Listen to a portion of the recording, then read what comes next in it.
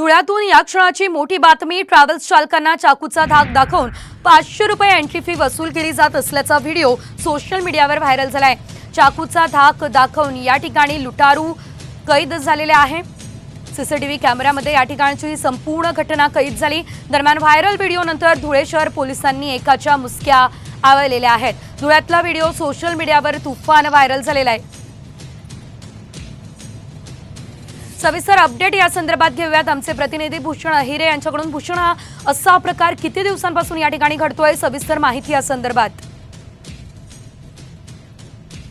दिवसांपासून हा सर्व प्रकार सुरू होता सर्रासपणे, परंतु जो नेहमी जाणारा त्या ठिकाणावरनं जो ट्रॅव्हल चालक आहे त्याने हा सर्व प्रकार आपल्या सीसीटीव्ही कॅमेऱ्यामध्ये कैद केलेला आहे। आणि हा सर्व प्रकाराचा सीसीटीव्ही जो कॅमेराचा जो सर्व व्हिडिओ होता तो सर्व सोशल मीडियावरती व्हायरल केल्यानंतर अखेर पोलिसांनी या टोळीतील एकाच्या मुसक्या आवळल्या आहेत आणि यापैकी आणखी एक जो फरार आहे त्याचा देखील शोध पोलीस घेत आहेत।